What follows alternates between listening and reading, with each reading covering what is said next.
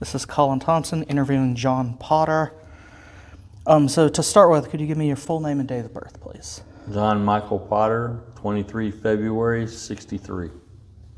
So could you give me your rank and what branch of the military you were? I was in the United States Army, Sergeant First Class. And what was your job while you were in the military? I was a medic and platoon sergeant and first sergeant. And what were some of the tasks involved with your jobs? I mean, medic is kind of obvious, but the other one's not so much. Platoon sergeant is where I was in charge of roughly anywhere between 30 to 35 soldiers in a medical platoon, and do the day-to-day sick calls, stuff like that. First sergeant is a company first sergeant. You have anywhere between 100 to 200 soldiers in a company, so I'd be the senior NCO working with the company commander. Okay. So when you were deployed, how would mail delivery usually work? Well, the first time I was deployed during the invasion, we didn't receive any mail until after May, when President Bush declared the mission completed. And then you would get random mail, and sometimes it'd get to you, sometimes it didn't catch up with you. The other two deployments, you got regular mail regularly. Basically, you have mail call, and then they would say, hey, Potter, you got some mail, and, go over to the orderly room, pick up your mail. Sometimes it'd be letters from my wife, and sometimes it'd be care packages from her, sending me some cookies or potato chips, and then some other packages from, my aunt and uncle, which were really nice.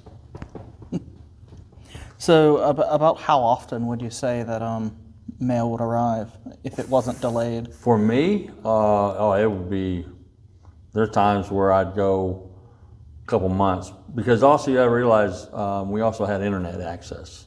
So, I can talk to my wife every day, and so it was easier to do that way than to get care packages, because it'd get kind of expensive, when she'd send care packages.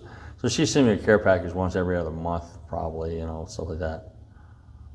But all in all, mail-wise, letters and stuff like that, we didn't do that because we get on the internet. Okay. So you mentioned that your wife would send you cookies and stuff. What are some of the other things she would send you? Oh, sometimes, depending on where you're at, if you run out of deodorant or soap, shampoo, hygiene stuff is what she would send me.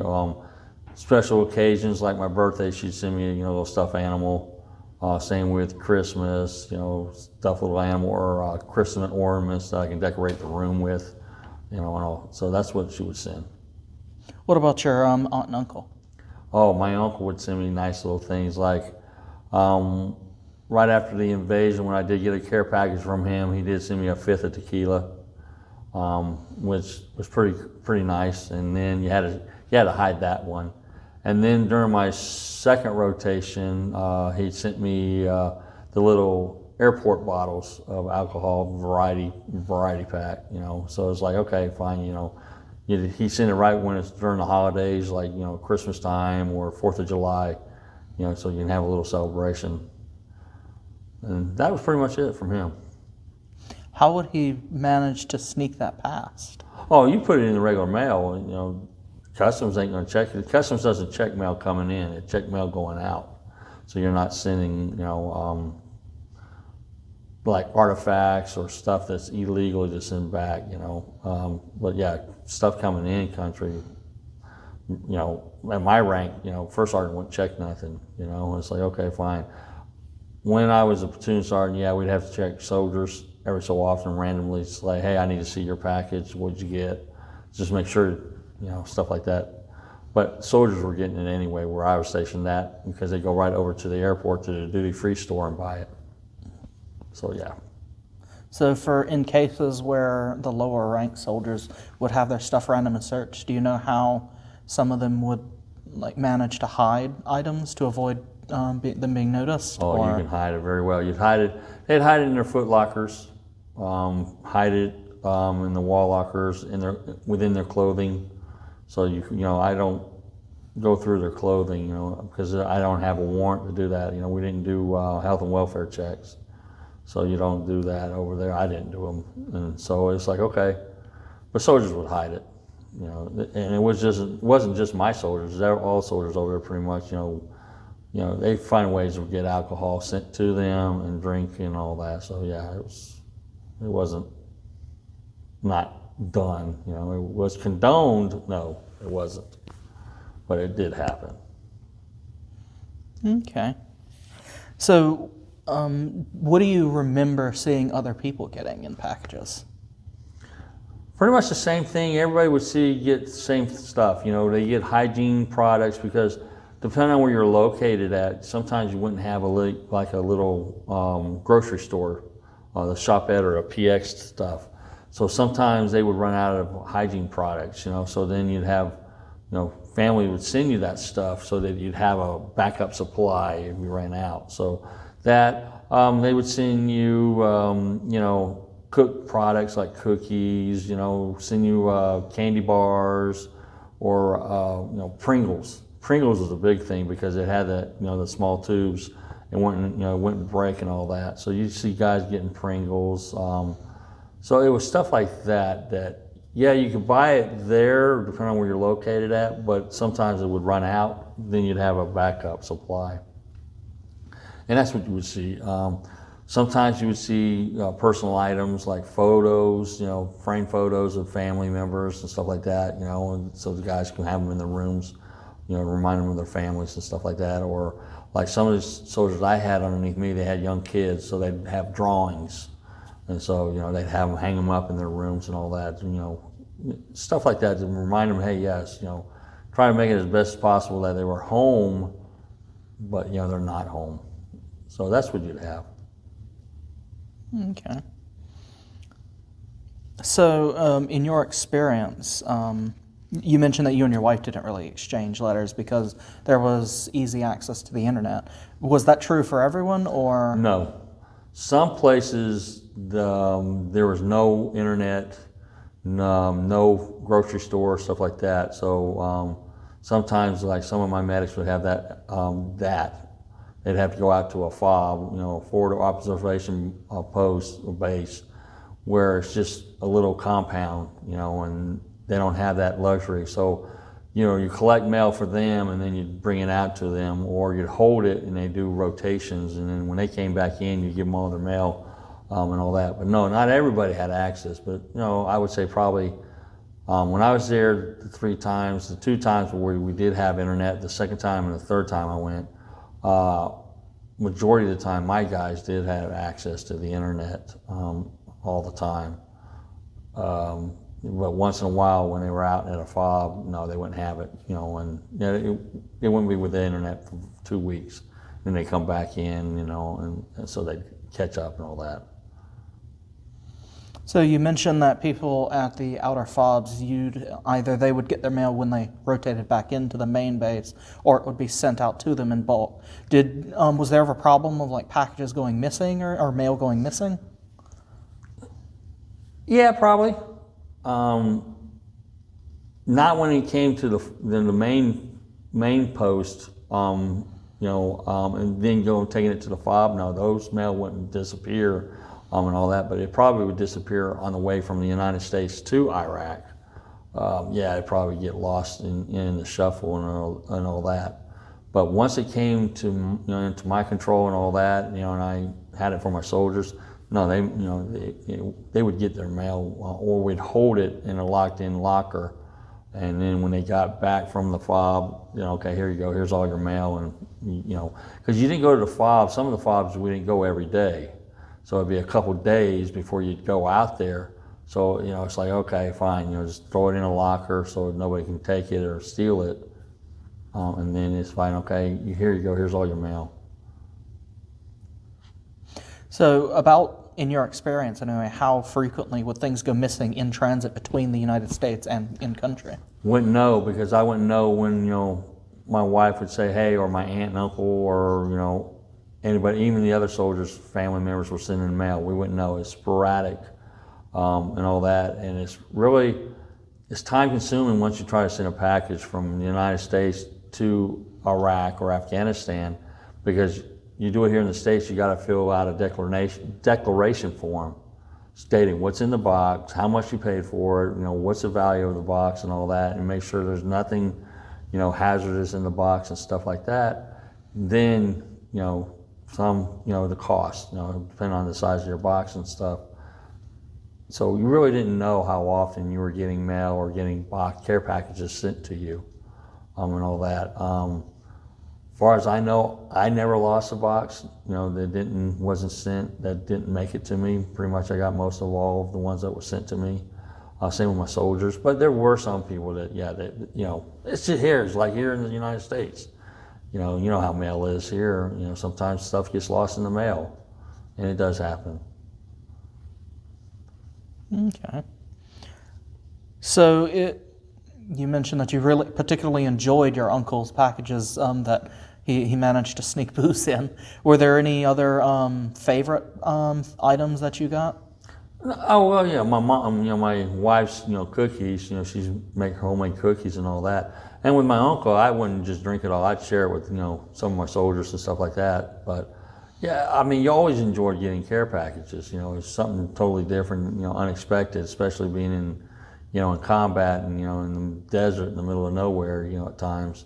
So yeah, it would be, hey, it's a reminder of home, and stuff like that. Because she'd send me, off the wall little trinkets and, little stuffed animals and stuff like that I even have to this day, in my tat box and all that in my garage. So it's like, oh, okay, friendly reminder, hey, yeah, I remember getting that, and this, and even the little notes she attached to them, I still have them. Did you ever send anything the other direction, back home? Yeah. How would that work? I did that during the invasion. So, we'd find, stuff, little mementos, of, like you would find crystal glasses, it wouldn't be a whole set, you'd find 2 crystal glasses that were kind of unique. You wrap them up in paper and then send them in an MRE box back to the States. The next 2 times, I didn't send hardly anything back to the States. It's like you didn't have nothing to send back. Maybe a letter to my aunt and uncle, but as far as souvenir-wise, I bought my souvenirs on the way home, so then I had them with me. Going through the airports, and people would see them, and then, okay, here, I mail them back in the States or give them to them personally. Okay.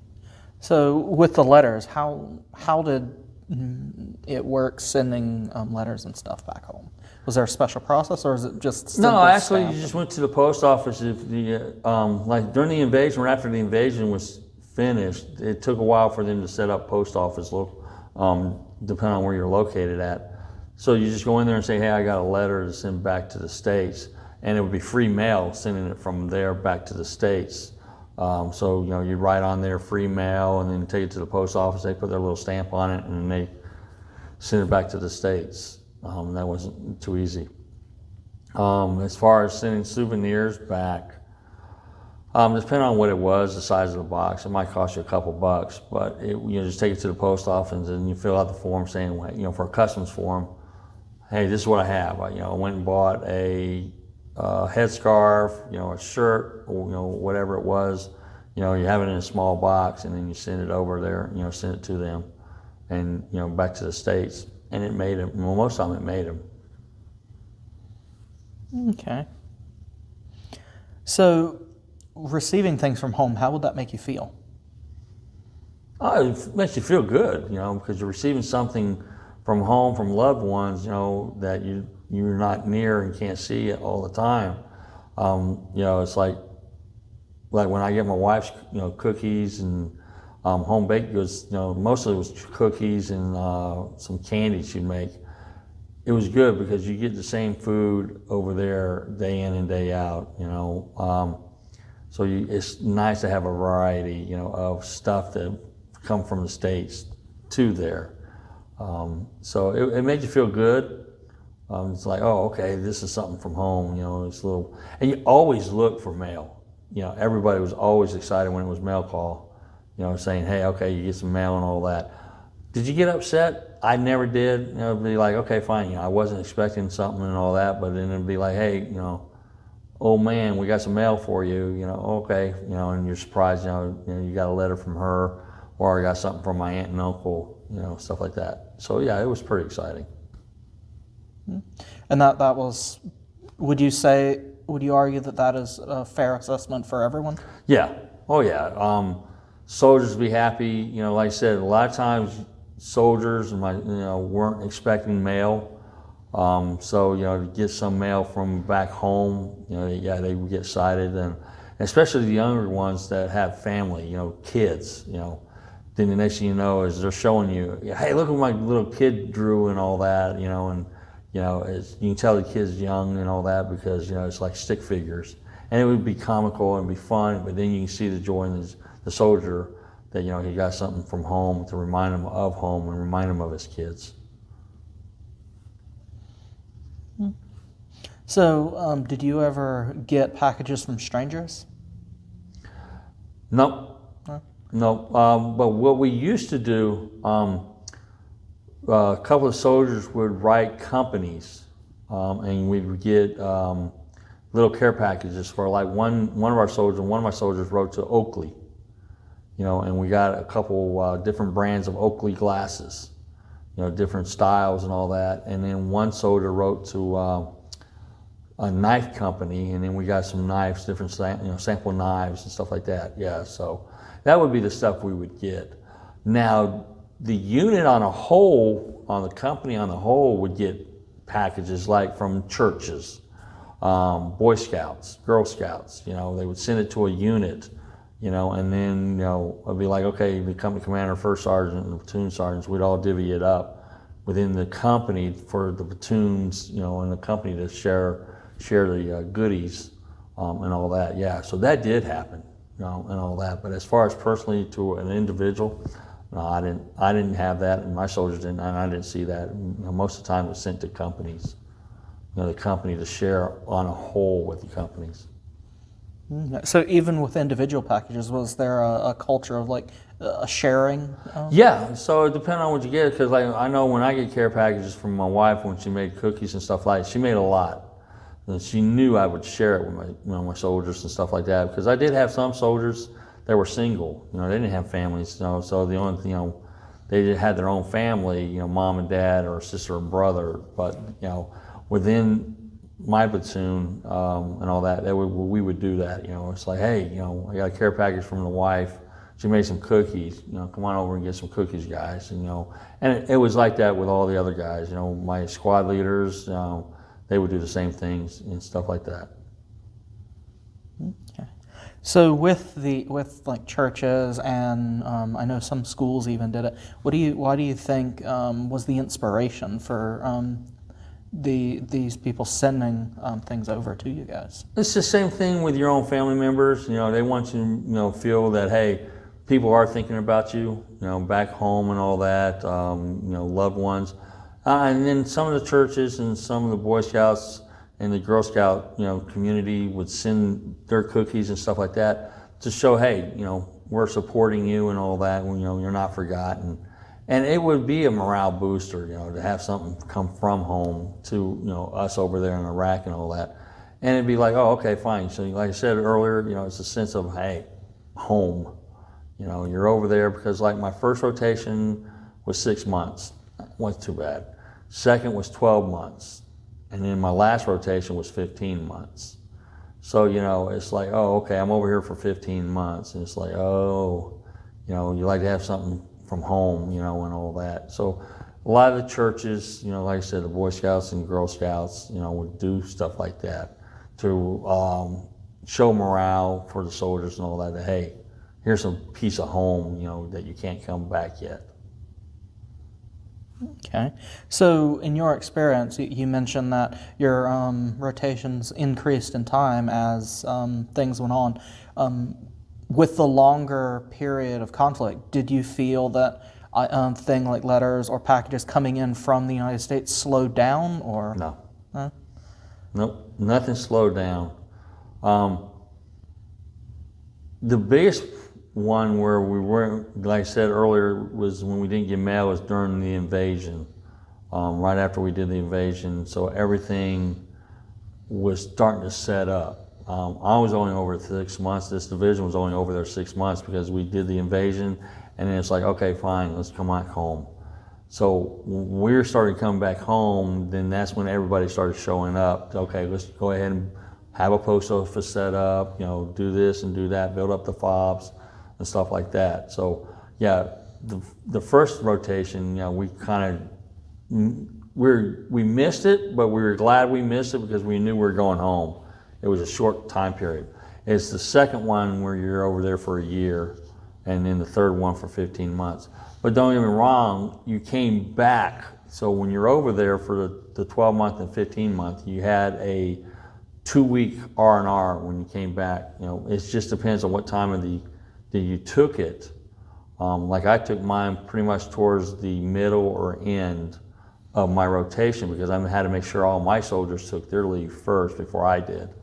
And then, so you had some soldiers, like the 15-month, they're only in theater country 3 months, and then they decide, hey, I want to go back home. Well, then they got another 12 months to do, and it's like, okay. So for them, it was good for them to have a lot of the care packages because they're there a little bit longer, where some of us are, kind of like, all right, we did it half, all right, we can do half of it now, and then half of it when we come back. It worked it out, but it worked out, in the long run. Eventually, as far as the mail goes and stuff like that. Okay. So, if you were to make a package for somebody now, what sort of things would you want to put in it? Hygiene stuff forgive me, because not all the time can you have hygiene products all the time, and little, candy bars, cookies, stuff like that where soldiers like, you can't put canned products in there or bottle products, so you're limited to what you can put in there and all that. Socks, big one would be socks, and that'd be pretty much it,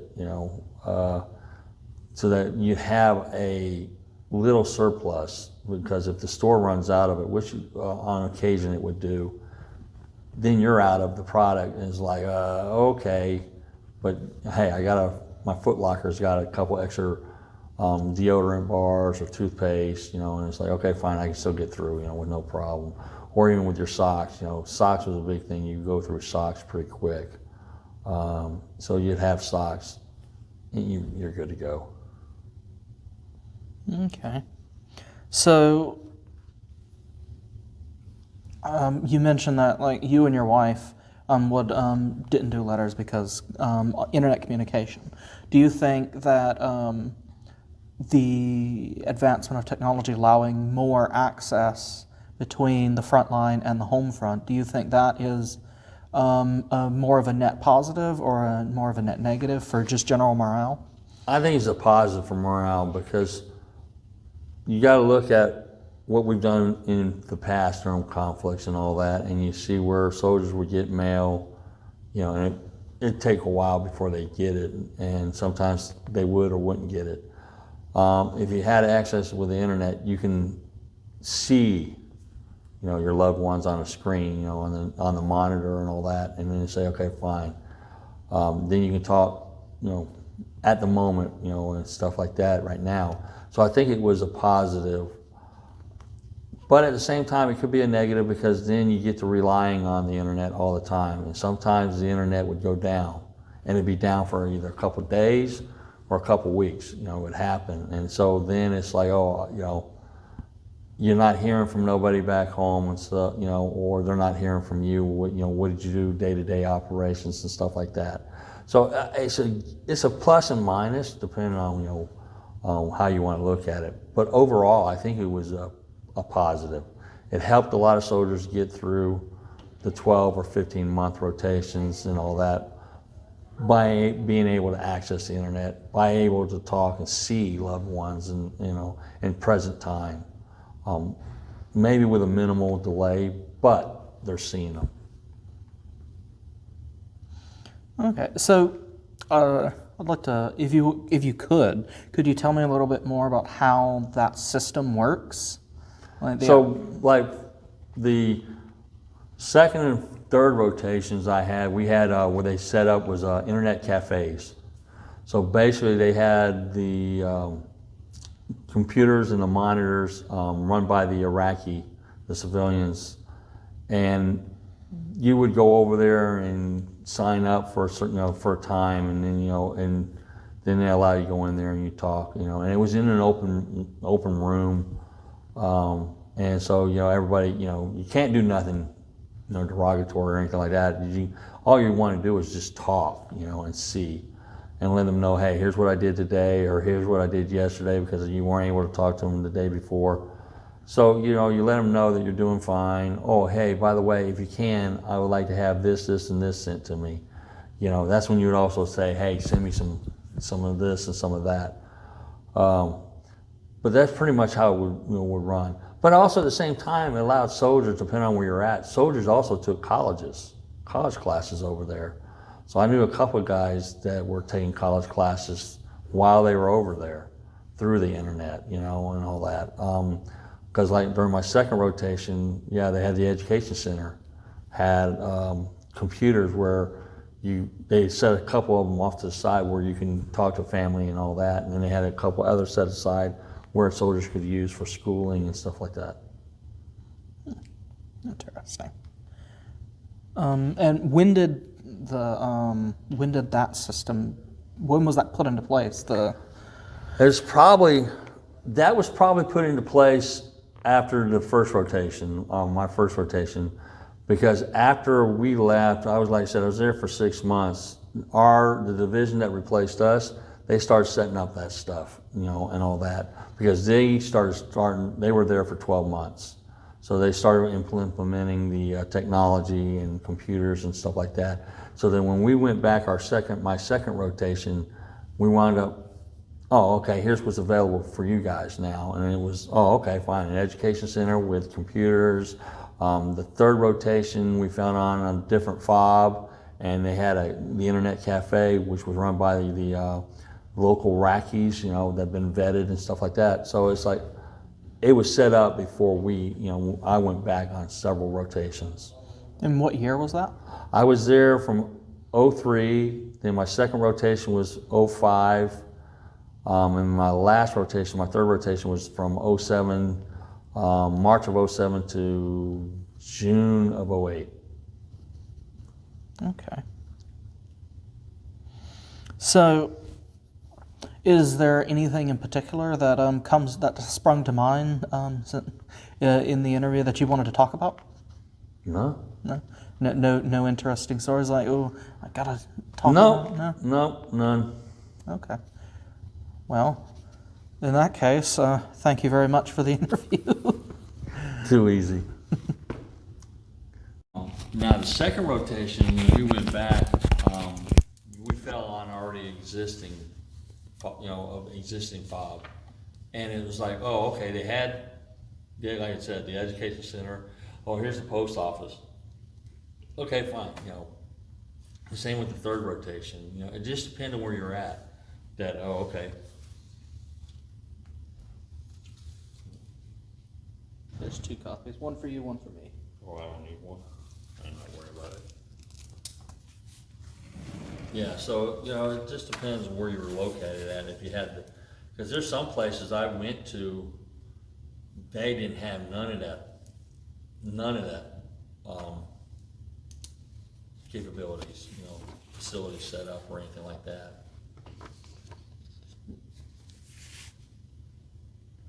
I'm surprised that warrant officer didn't elaborate a little bit more to say, oh, here's how we set it up and stuff like that. Well, he was at an early stage of it when it was mostly still the older system before it was just basically just connecting the 2 sections of internet together, and his role was setting up less the soldier to civilian communication and more of effectively base to base, Oh, but yeah. back home. Yeah. But they also piggybacked the morale top. Yeah, well, now, on top of there it. was times, I had a soldier, he got in trouble on the internet because he was looking at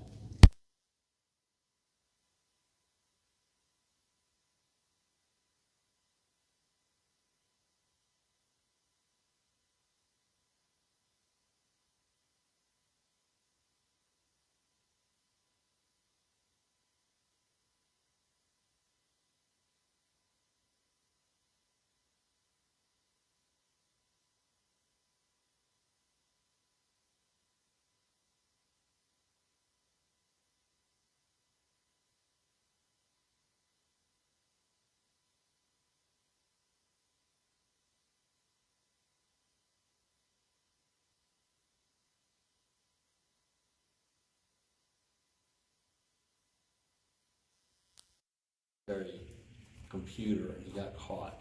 Because the one thing is that on the military computers, somebody's watching.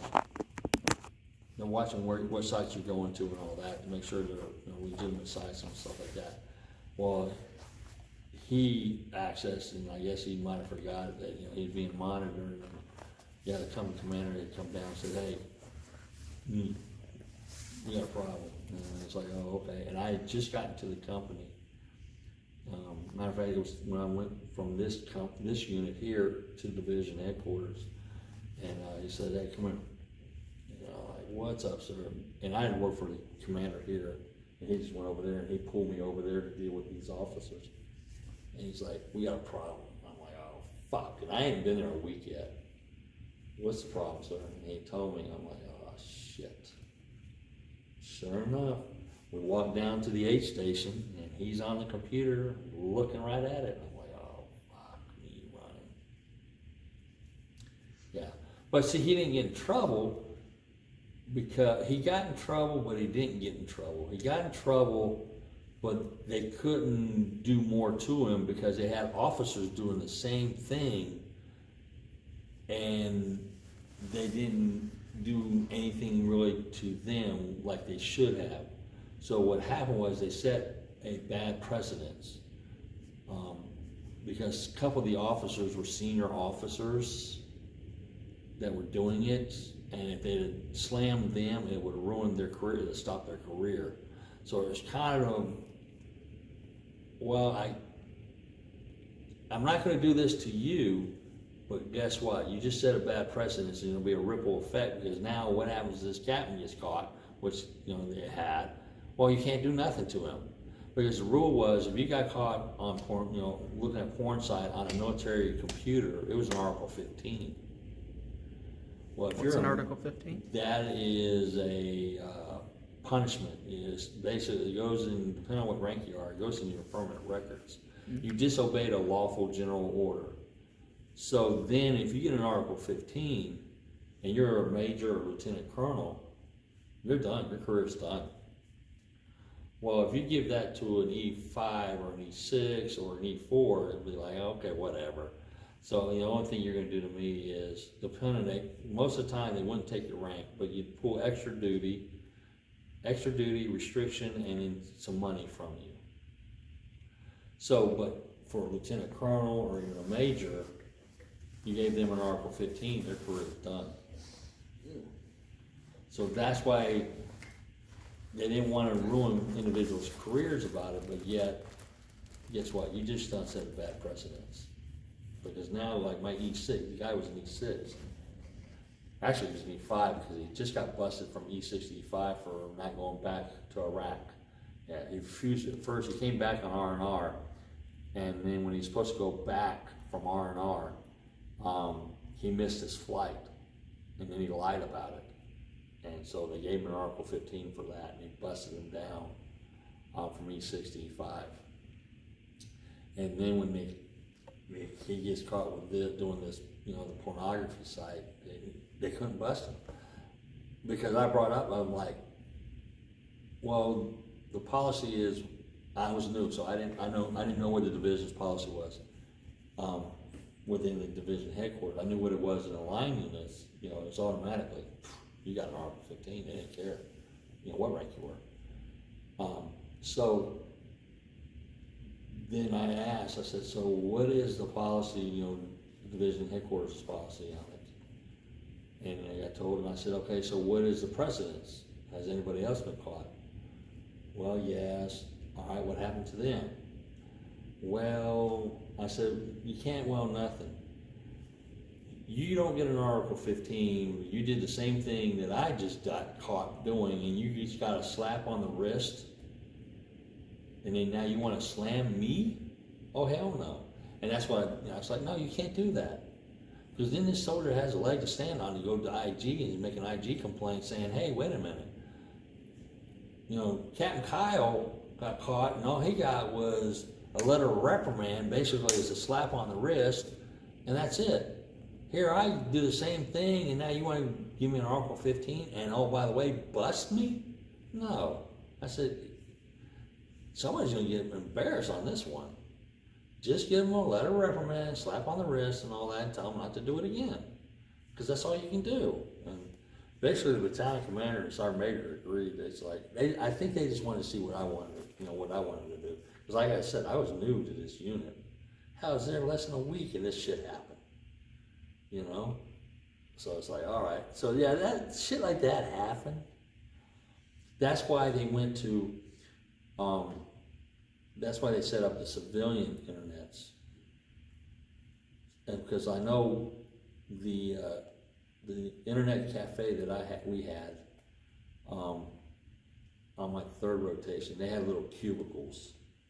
So you can get on the computer or monitor and nobody can see what you're looking at. But it's civilian. So they can't do nothing to you. So, you know, if that soldier would have gone to the internet cafe and looked at it, they couldn't have done nothing to him. But since he did it in the military computer, you know, they could do something to him because it was a general order that you could not do that. Same with the alcohol. There's a general order, no drinking of alcohol. Did it happen? Hell yeah, it happened. You know, and all that. Shit, soldiers with my third rotation, we were close to the airport, Baghdad International Airport. They were going to the airport and buying it at the duty-free store and coming back because I had two soldiers, they got busted from E4 to E1. And I fought tooth and nail on that one because they weren't the first ones to do it and they weren't the last ones to do it. You know, it was known by everybody that shit was happening. It's just like, you're gonna ask people about sex. And you've heard it, right? That, you know, there's no sex. General order says nobody, you cannot drink, you cannot have sex, and what's something else? That's general order number 1. So you got a general that says you can't do that, and you get caught breaking the rules, and you just obeyed a lawful general order. Was alcohol happening? Hell yeah. Was sex happening? Hell yeah. How do I know how my PA got pregnant? By the sergeant major, division sergeant major's driver. So did it happen? Yeah. It cost one of our CP